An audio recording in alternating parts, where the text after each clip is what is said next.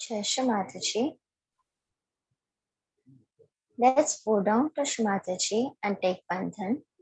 श्री माताजी के सामने चरणों में नतमस्तक होकर बंधन लेते हैं.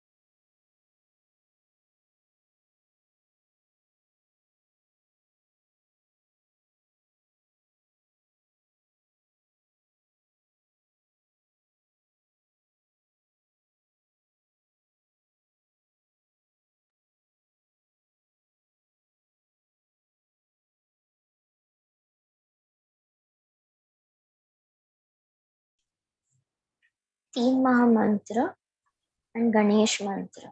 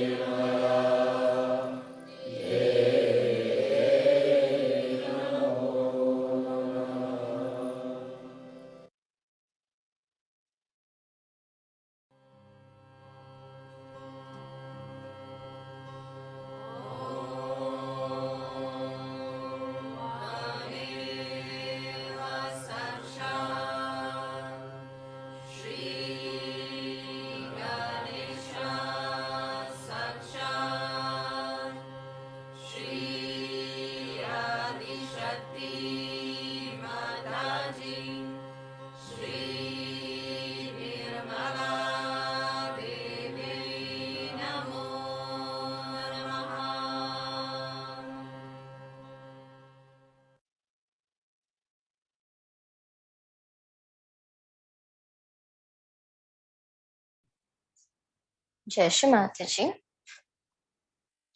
Let us put our right hand on Mother Earth and left hand towards Shri Mata ji. हम सभी अपना दाया हाथ श्री भूमि माता पर और अपना बाया हाथ श्री माता जी की ओर रखेंगे. Let us pray. Shri Mata ji, please cleanse our left channel.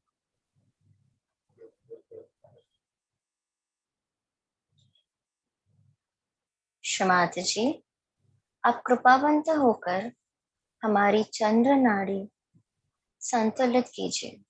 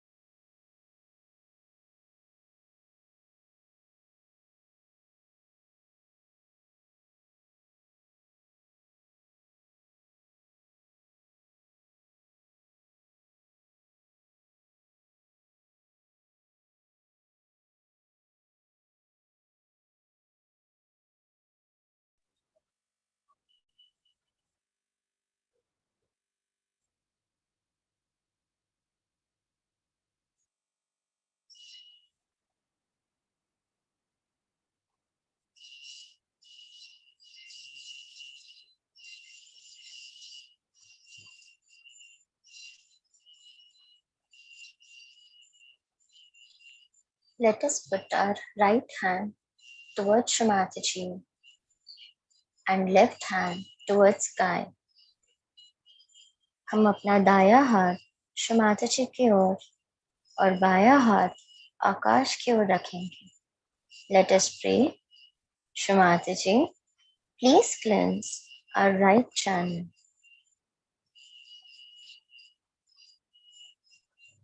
Shri Mata जी, आप कृपावंत होकर हमारी सूर्य नाड़ी संतुलित व सच कीजिए.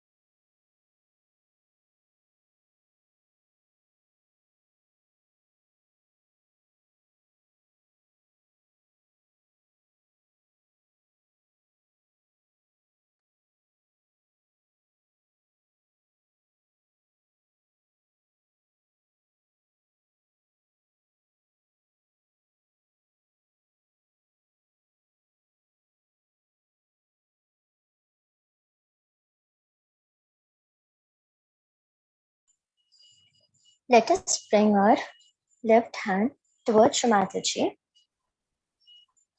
हमारा बाया हाथ श्री माता जी की ओर लाते हैं.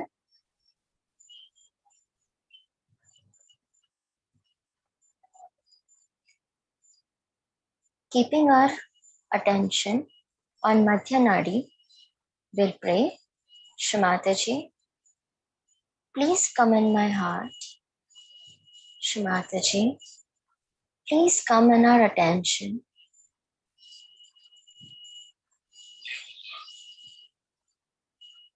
Shrimataji, आप कृपावंत होकर हमारे हृदय में आइए।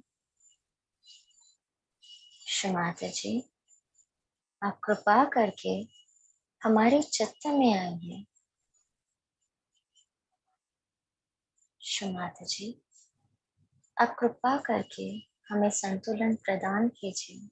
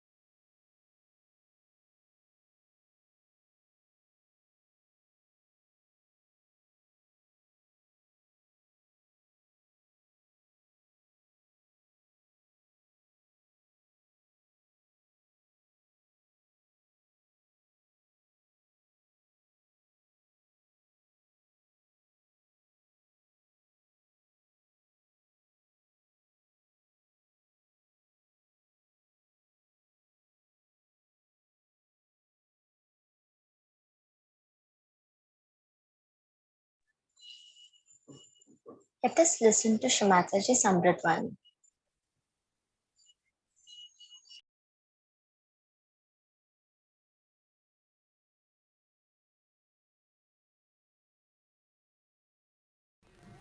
I'm happy to know so many of you have come here. And I feel this is a very important puja, not only for Australia, but for the whole world. Because it has the greatest message, which we have actualized now in Sahaja. We have to understand the message of Christ. There are many people in this world who try to show off that they are very great rationalists and that they have a right to pass any remark they like about Christ. I was reading the newspapers today, I was surprised, where they are all saying one by one that I reject this part of Christ that he was born with immaculate conception. I reject that he was resurrected. I reject this and I reject that. Who are you? Because you can write, because you have a flair, how can you say such things? Just without finding out. You are a scholar, maybe you are very well read, maybe that you think you are capable of saying whatever you like about any subject, but subject of spirituality cannot be dealt by people who are not even selfless.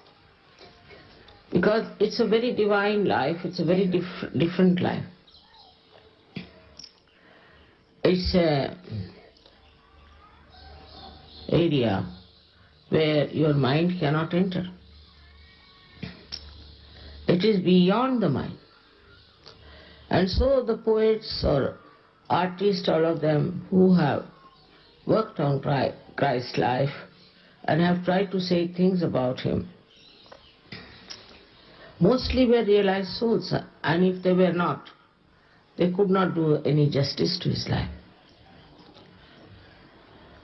It's very surprising that I should be celebrating this resurrection in Australia. You know, this is the country of Muladhara, and Muladhara itself then expresses itself or manifests in the Agya. So, such a great connection you have that, first of all, is the country where Muladhara is established, was established, I should say. And later on that it was manifested in the life of Christ on the Agya Center. I must say that you have really created some very great people signifying this beautiful manifestation.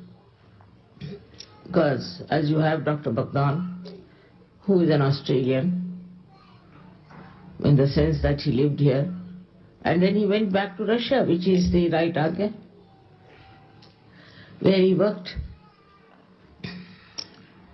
In the same way as Sahaja has prospered here, to begin with, among all the European countries, or we can say among all the countries which were not Indian, maximum growth took place in Australia. And the maximum growth now first took place in the Eastern Bloc, in Russia. Now the other part of the Agya is China. And it is you people only, out of you only, some people have to look after that. And as it is, you are all looking after Taiwan, Hong Kong, Thailand. All these are Chinese races. Apart from that, they worship Buddha. It's very interesting. Buddha, as you know, is on the left side of your Medha, as they call it. This is the Medha plate. It's the lower plate of the brain. So the Christ is in the center, and we have got Buddha on the left side. Or you also are looking after the countries which are influenced by Buddha. It's all working out like a plan. Perhaps you are not aware of it, that we are all people belonging to one Virata, and that our needs or our work, all of them have great significance and connection. About Australia, there's a myth in India that there was a big saint and he was very good, but somehow he made some mistakes, or maybe lots of mistakes. So God cursed him and said, you better go away from India. It was connecting India and Africa. So the land was brought down to this point. He gave him the land, God, and he said, now you resurrect this land and make something out of it. And this star is called as this Trishanku, which is your southern cross. The southern cross is called as Trishanku, as it mentioned in our Puranas, as this saint who became like that, and God made him into a star which is hanging, Trishanku is hanging on top of this land and is working out the building up of this country. He was told that you go there and make a heaven for the human beings. This has so many mythological and historical backgrounds. And there are some very good points also I've seen about Australia, which are very surprising because they believe in the multiracial society and they preserve it. They try to help the people through justice if some people are troubled and tortured. It's a very bold attitude towards progress that we should have multicultural society. And this comes, again I would say, after resurrection of political thought. America is multicultural society, full of it. And as a result of that, they have progressed very much financially. But they didn't learn anything from the multicultural society. For example, Spanish went there. Spanish, as you know, how bullfighters. They went and destroyed all the cultures of the ancient times. And the new people who have gone, they don't have any rapport with them. Like Indians have a separate identity. Then we have other cultures like Islamic and all that. So they don't keep any connection with them. The original aboriginals are also kept out as something very low level. But here I find people have a curiosity and also knowledge about the other cultures which are around them. That shows the sense of collectivity is within your genes, we can say, that it is working out in such a way that this country believes still in the multicultural society. All these are manifestation of Sri Ganesha's quality. See, if you have, say, a group of even 10 people with husband and wife, and they don't have the purity of Sri Ganesha, they cannot exist, because there will be always a very great conflict between husband and wife. Also, not only the conflict part, but people will become extremely superficial. Like in America, a woman would marry a man because he wears such and such dress. Or a woman is appreciated because she has a particular type of hairstyle. If the hairstyle changes, the man can ask for a divorce. So superficial they are. The fight is with the husband that you didn't buy a particular coat which I liked, so there's a divorce. It's so superficial. So the relationship between husband and wife is established by Sri Ganesh, and he gives you the pure idea about how to enjoy your married life.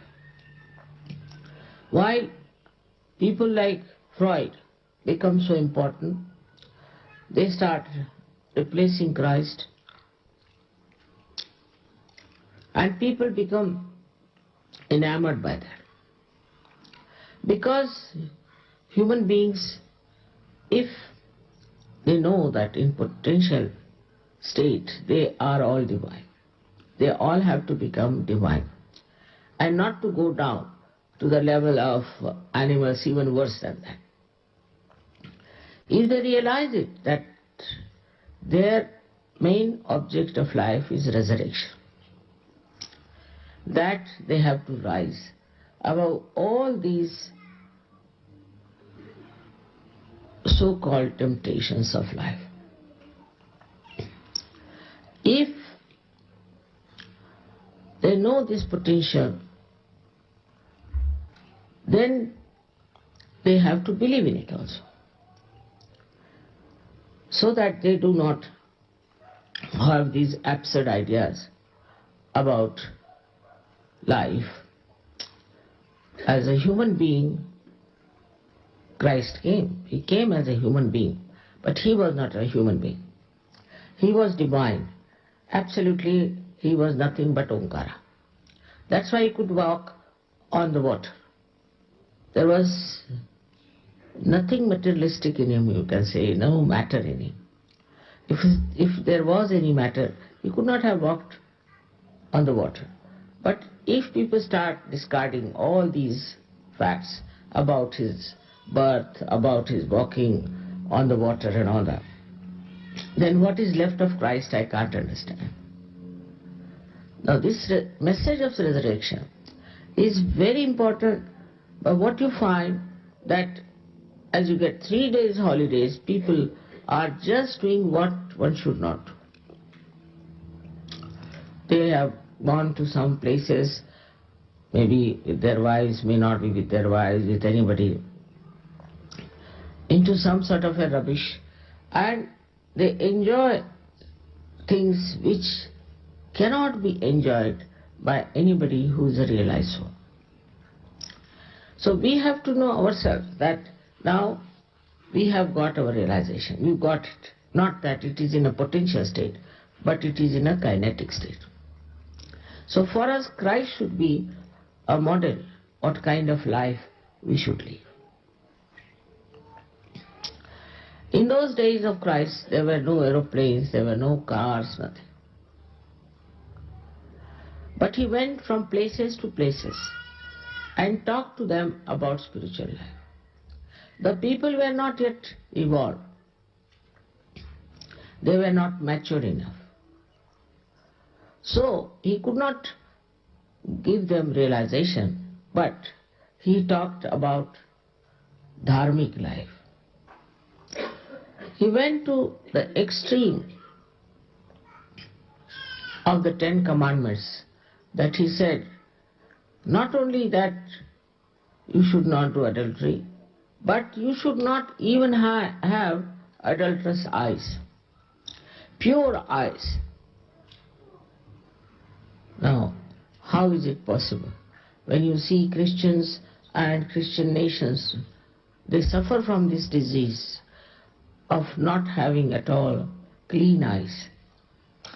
There's a kind of a lust and greed in the eye, and they are not ashamed of it.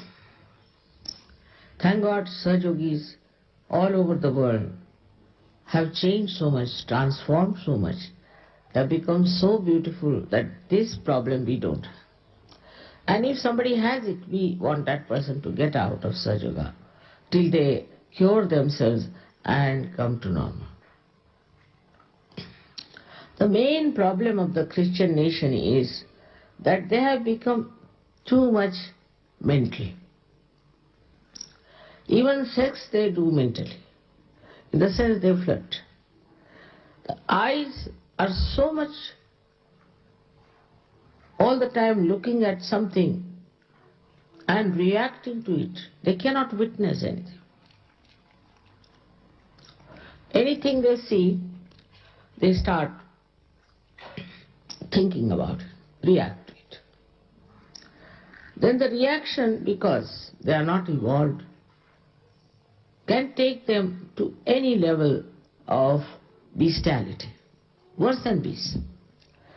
For example, an innocent person sees something, he goes into thoughtless awareness and he just enjoys the beauty of that.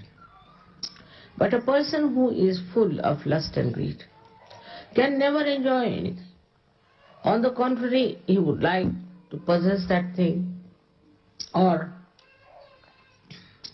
would go beyond the limits of his authority and enjoy somebody else's wife, somebody else's husband.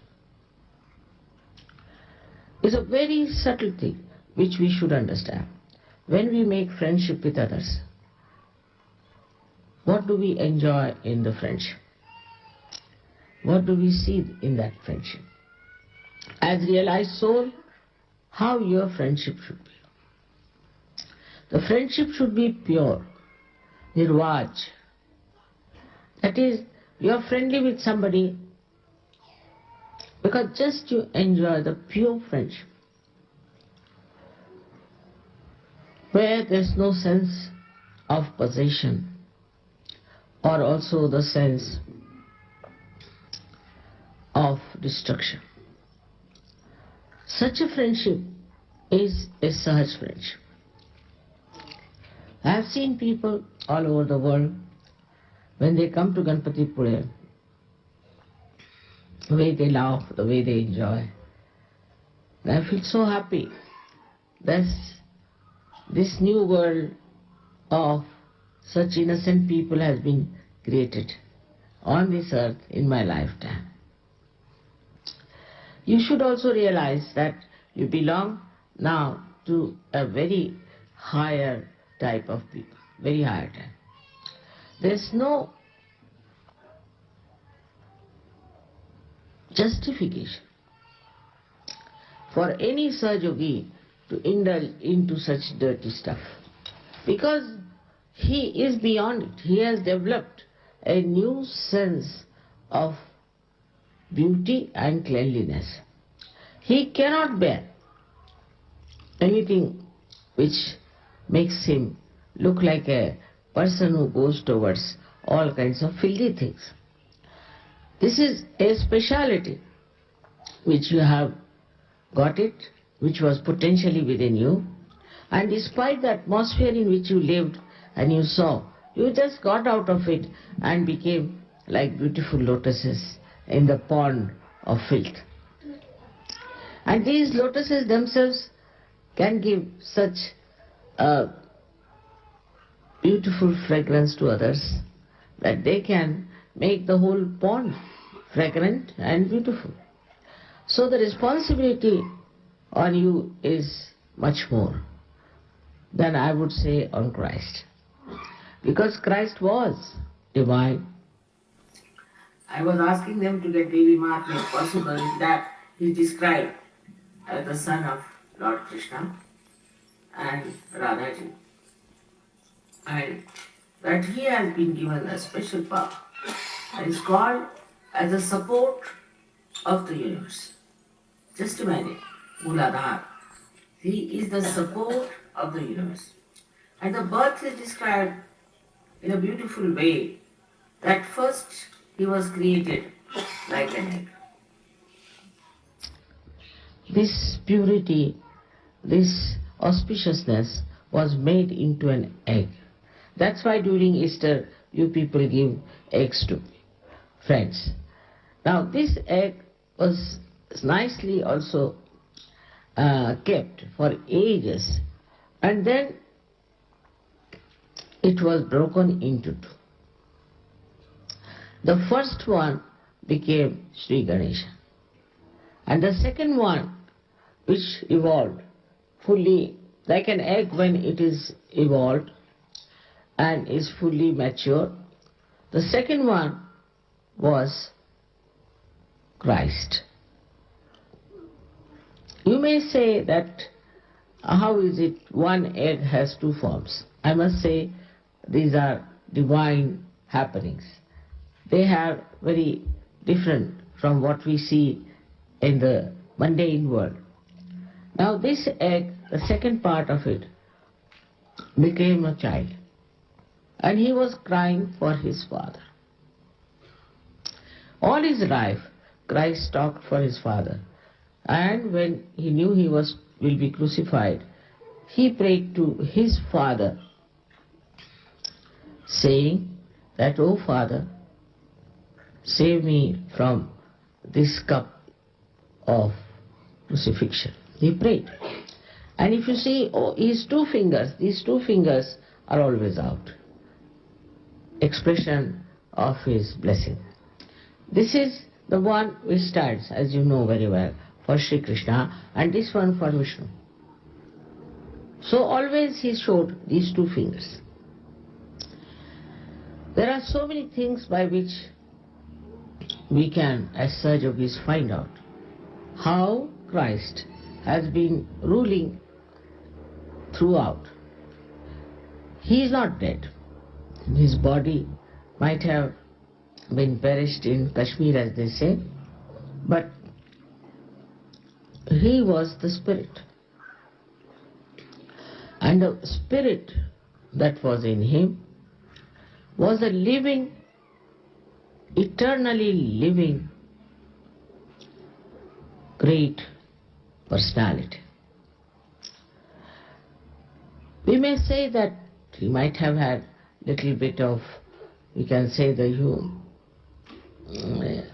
human aspect to camouflage himself. After all, spirit just cannot come in. And that might have been dead, that part, that camouflage that he was using. In divinity, as Ganesha is pure, he is absolutely beyond any kind of contamination. Other incarnations who came on this earth, they had to do many things. Like Sri Krishna had to go in the war of Mahabharata. Rama had to go in the jungle to deal with people. Same with Christ, we can say, that he did go to all these places, but he never behaved like a human being. Others did. Sri Rama cried a lot, wept a lot for his wife. Then Sri Krishna married so many times because they were his power, so he married them. So though they were incarnations, they had to very much do the things which human beings do. Christ was never married. He never wept, as far as we know, except when he was praying to his Father. He just asked that if you could remove this cup from my mouth, I'll be very happy. So it's shown in his character that he came on this earth as a divine personality, lived as a divine personality, and died as a divine personality. I think that way it is much easier to be. Because you are a divine person, you come, give some sermons, lectures, this, that, and just go away. He didn't take the responsibility of giving realization to people, which is the greatest headache, I think, to give realizations to people.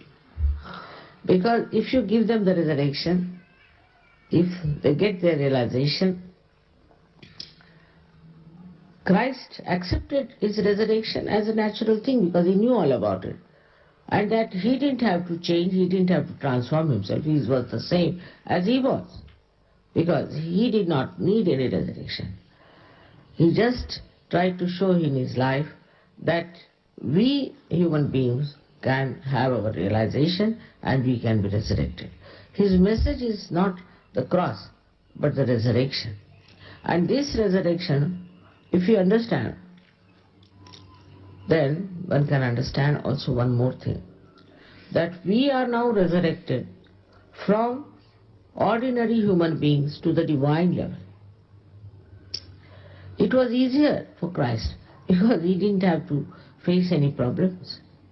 While you are coming out of that human life to such a higher life, suddenly it is too much, I agree. It is too much to accept. But because you go beyond your mind, it's not difficult. Because your mind stops thinking. Otherwise, normally people would have been thinking, now I am resurrected, all right, so what should I do? What should I drop out? What things should go away? What is the goal? All these ideas of human beings would have followed you slowly.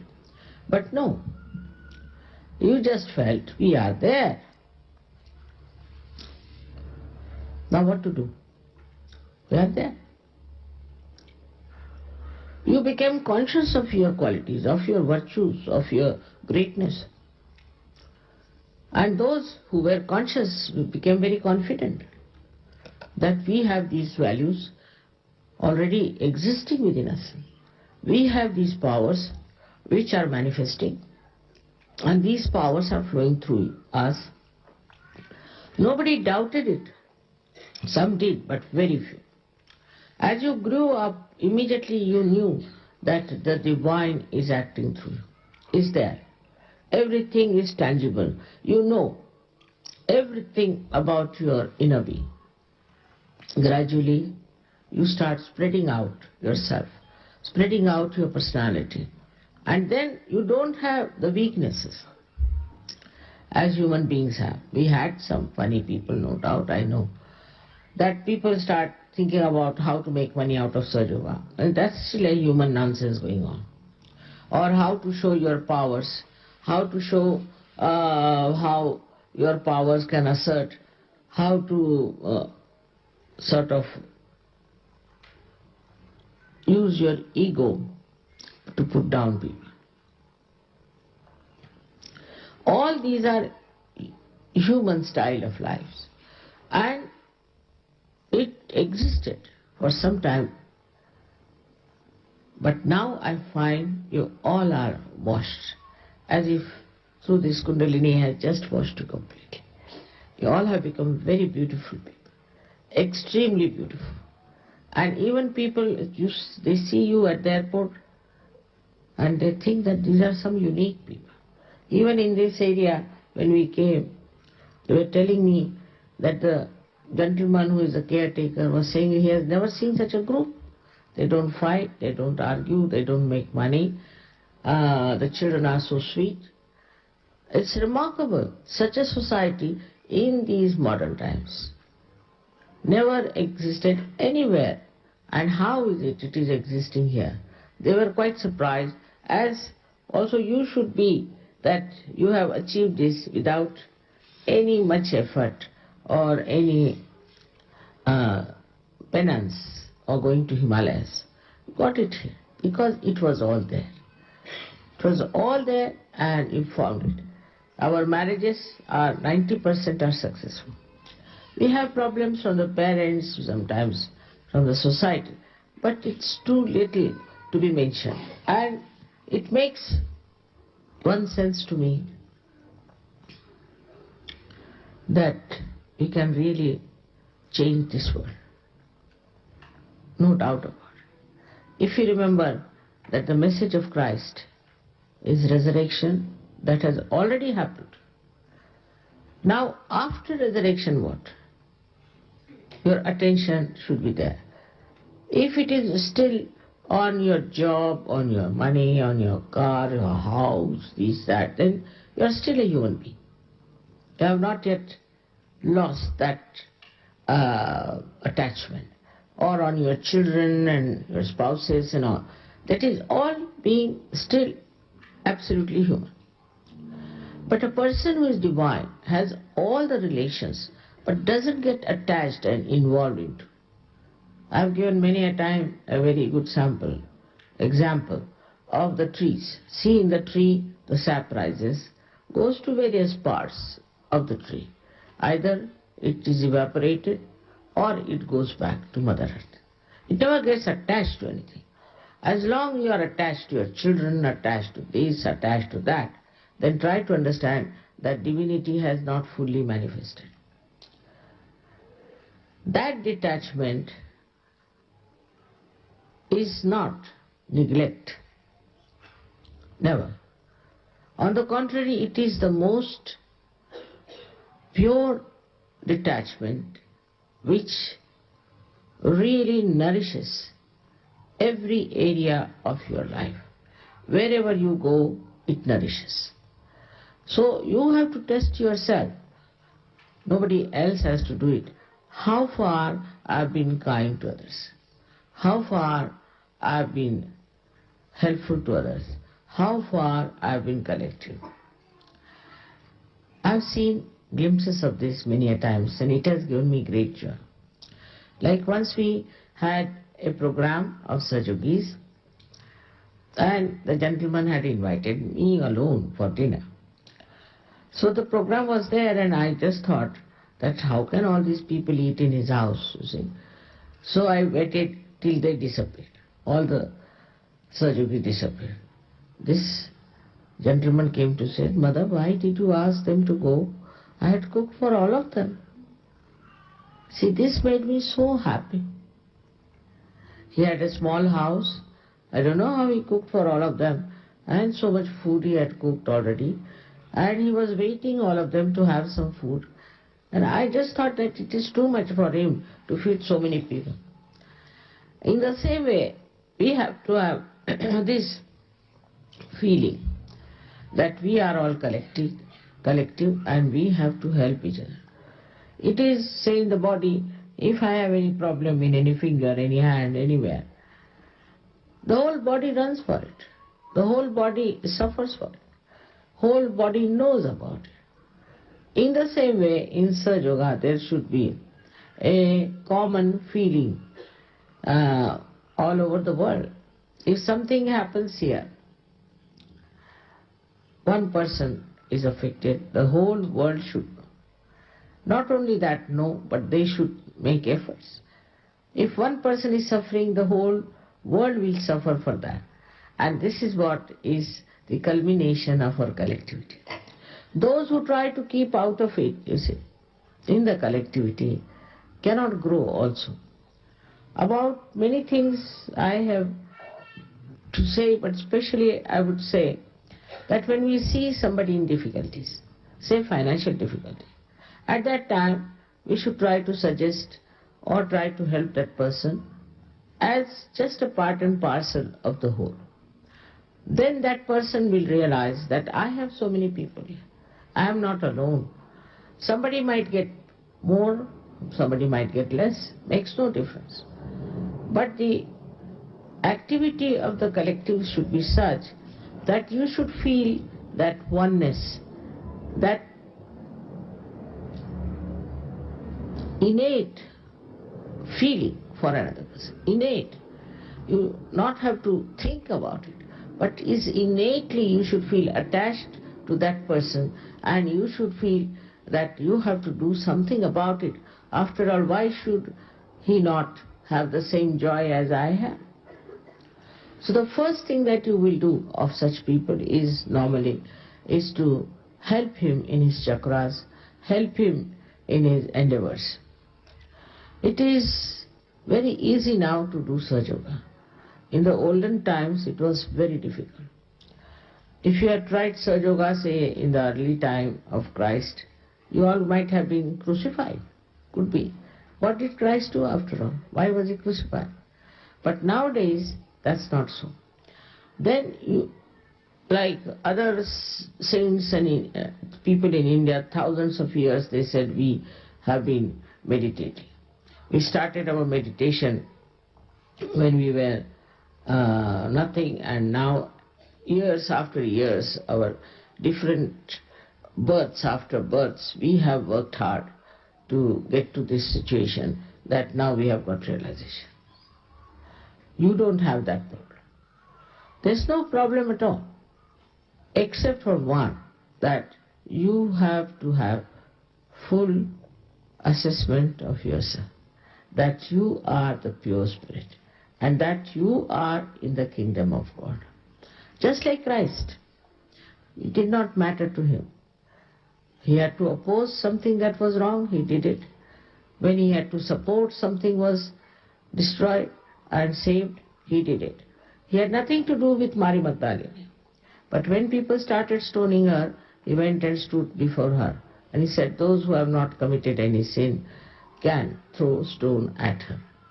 See, this courage, this confidence was in him because he was a divine personality, because of divinity. But you have become divine. In a way, you know better about life than he knew, because he never touched all these points that you have touched, from what problems you have come on. So you should have much more understanding for people who are not in Sahaja Yoga or who want to come to Sahaja. Like, as soon as they come to any program, you should not start saying, you are a bhoot, you are that. You were a bhoot before you came here. Quite a big bhoot. If you ask me, I can tell you. But when you realize what is your importance, now you have become qualified. You know everything about it. When you know that this has happened, then try just to follow few rules about Sahaja. It's very easy for you to follow because you are divine, no problem. No problem. You can follow it very well. But don't yield to human pressures that still linger in you or maybe in the society. You keep to your own style, to your own behavior, and you'll be amazed that the rest of the world will worship you. Not hang you, but worship you. In your lifetime it's going to happen. But try to understand that you are being resurrected for a purpose. And that purpose is to transform this world into a beautiful place, for which all of you should, with full attention, with full understanding about yourself, about your responsibilities, should jump into it. Australia has a special responsibility. As I told you, some are so over-responsible and some are not at all. I can't understand why it is so. Why is it happening like that? I see people who are so attentive and some whose attention is still not all right, moving like this, moving like that. So you should try to follow people who have reached a certain height. Try to follow their life, their lifestyle. And then you will be amazed that you can do it very easily because you are mature. It's like, I've said that we are like an egg and it has to be hatched once you are mature. But some chicks come out and just start walking nicely. With little legs, you see them very nicely walking towards the mother. And the others are still there, covered with all kinds of filth on them and not able to walk. And then these ones who can walk, just bring them, you see, they poke them with their beaks and say, come along, come along, come along. And they bring it to the mother. It's very interesting, you must watch them. This Easter has a great meaning that we are now newly born chicks and we have to now follow a new path. It's a very simple path, but still we are conditioned, so we are afraid maybe, or we have an ego, whatever it is. So drop out all these things, just humble down and just start walking on this path of Sahaja. And one day Australia should be able to cover the whole world. I can't see why not. After all, you are the Muladhara and the Muladhara must play its own role as the wisest people. Wisdom is the power that you get from Sri Ganesh. So you have to be wise, absolutely wise, and know that you have been seekers. You didn't get it because I asked you or we paid you or anything, but you were seekers struggling to know the truth, and that's how you got it. And once you have got it, you should establish it fully in your life and also in the lives of others. Let others also feel that this gentleman is very unique or this lady is very unique. She's very different. She's not selfish, she's not cunning, she doesn't manipulate. But somehow by her character, by her nature, she is trying to create light for us and enlighten our path, enlighten the path of others. May God bless you.